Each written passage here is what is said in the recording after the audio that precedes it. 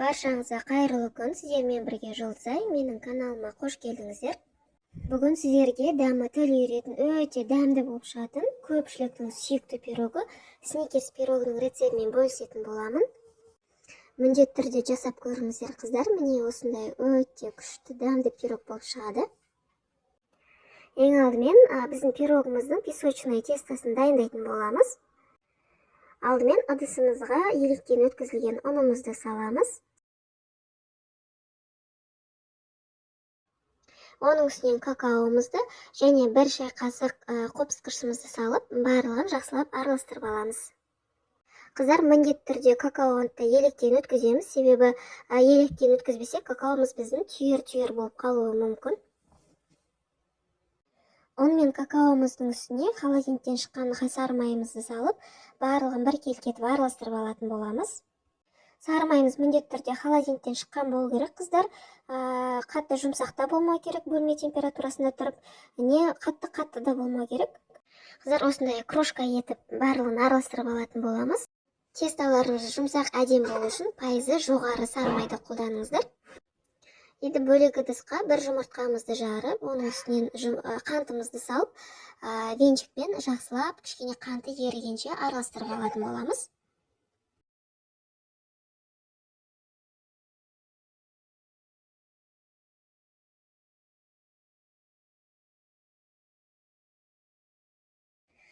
Какао майымыздың үстіне жұмыртқамызды салып, жақсылап қамырымызды илеп алатын боламыз. Қыздар, пирогқа қажетті заттардың мөлшері төменгі бөлімде описанияда толық жазылған. Дәл сол мөлшер бойынша жасасаңыздар, пирогтарыңыз керемет болып шығады. Міне қыздар, бізде осындай жұмсақ қамыр болып шығады. Енді қамырымызды салафанға салып, 10-15 минутқа холодильникке қоятын боламыз. Біз қамырымызды холодильникке қойып болғанша начинкасын дайындай беретін боламыз. Бөлек ыдысқа творогымызды және қаймағымызды, оның үстіне творожный сырымызды саламыз.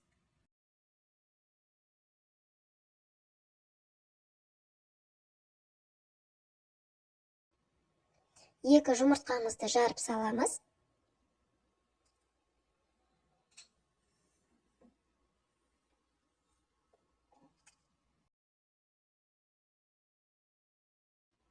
Оның үстіне 150 грамм қантымызды саламыз.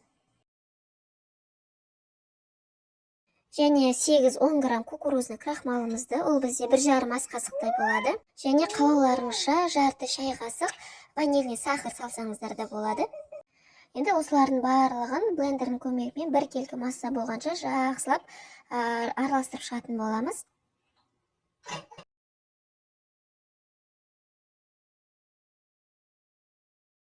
Біздің қамырымыз 10-15 минуттай холодильникте тұрды. Енді осылай формамызға бір келкі етіп жайып шығатын боламыз. Сосын бір ескере кететін нәрсе, қамырымызды холодильникте 1-2 сағаттан артық сақтауға болмайды. Не қыздар, осылай шетінен бортиктерін шығарып жайып шықтық. Енді шанышқымен осылай ортасын тесіп шығамыз. Енді қамырымыздың үстіне начинкамызды құйып шығамыз. Алдын ала қызып тұрған пеште 160 градуста пирогымызды 35-40 минуттай пісіріп аламыз. Енді пирогымыздың бетіне құятын ганашымызды дайындайтын боламыз.